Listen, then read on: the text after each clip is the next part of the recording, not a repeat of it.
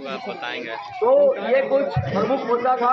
अभी organic farming के ऊपर भी चर्चा करना बाकी है और बाकी भी सारी चीजें हैं जिसके ऊपर हम लोगों को कार्य करना है। लेकिन मुख्य मुद्दा 4 है। युवाओं को रोजगार कैसे देंगे वो मैंने आपको समझा दिया। महिलाओं को रोजगार, घर बैठे अगरबत्ती बनाना, मोमबत्ती बनाना, धूलबत्ती बनाना, धूपबत्ती बनाना, घर बैठे इनको रोजगार दे देंगे, घर में बैठे बैठे।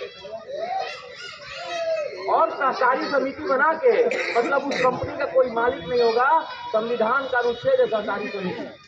सहकारी समिति वो सब लोग मालिक होते हैं कंपनी के, जो लोग उसमें साथ देते हैं, यही उसके मालिक भी होंगे। फंडिंग तो कई स्रोतों से होगी, लेकिन जो उस कंपनी का या फिर सोलर नहर परियोजना का मालिक होगा तो वो सहकारी समिति यानी कि जनता होगा। आपका डोरी आपके हाथ, कोई नहीं काट पाएगा।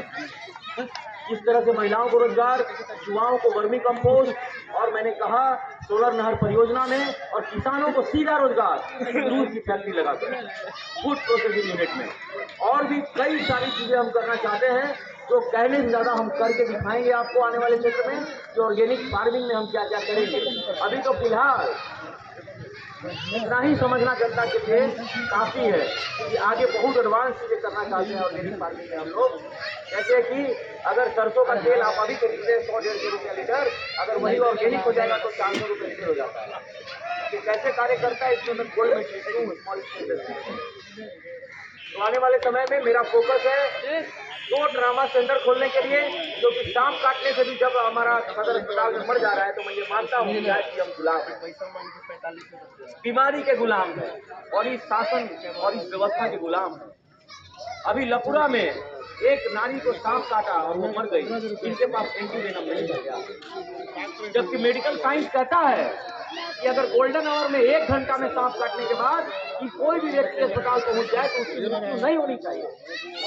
लेकिन यहाँ औरंगाबाद का मेडिकल साइंस कहता है किसी को भी सांप काटेगा, जुड़वा भी काटेगा तो मर जाएगा। ये स्थिति आपका जो है औरंगाबाद सदर अस्पताल का है। प्रतिदिन गरीबों का इलाज करवाता हूँ, कम से कम 4 से 5 ऑपरेशन, हड्डी का ऑपरेशन, ठेवना का ऑपरेशन, चूल्हा का ऑपरेशन, और मैं थक गया हूँ ये करते करते। आज भी कम से कम 12 मरीज नौगढ़ के अस्पताल में भर्ती है। 12 मरीज मैंने भर्ती करवाया, उनका 1 रुपया नहीं लगता, वहाँ पूरा इलाज मैं देता हूँ।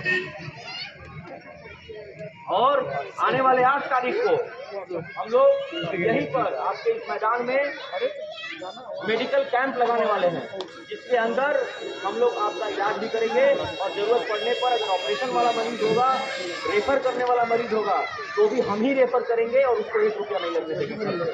यानी कि बीमारी में जमीन आपका हम नहीं देंगे।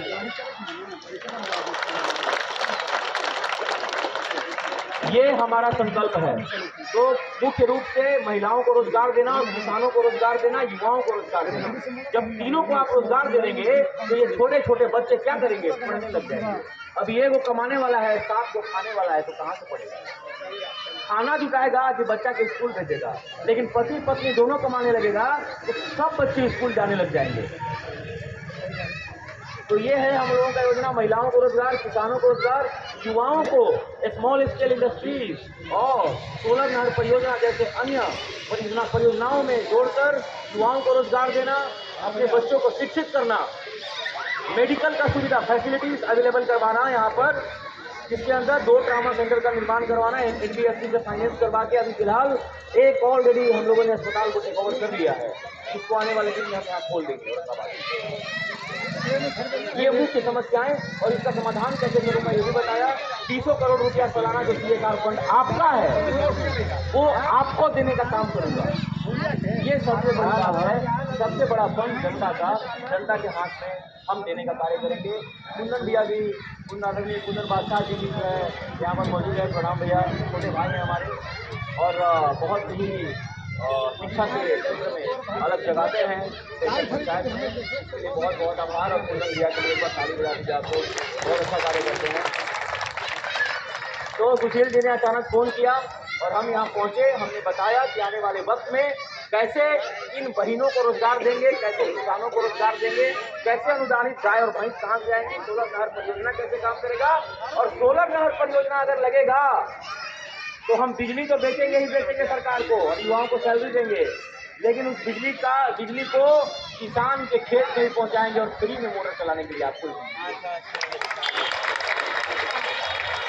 और ये जितने भी संकल्पना है, ये कोई कोरा और झूठा नहीं है, ये जमीन पर उतारा जा सकता है, वही संकल्पना है। ये नेता का संकल्पना नहीं है, आपके बेटा का संकल्पना है। इन्हीं चंद शब्दों के साथ आप सबका धन्यवाद।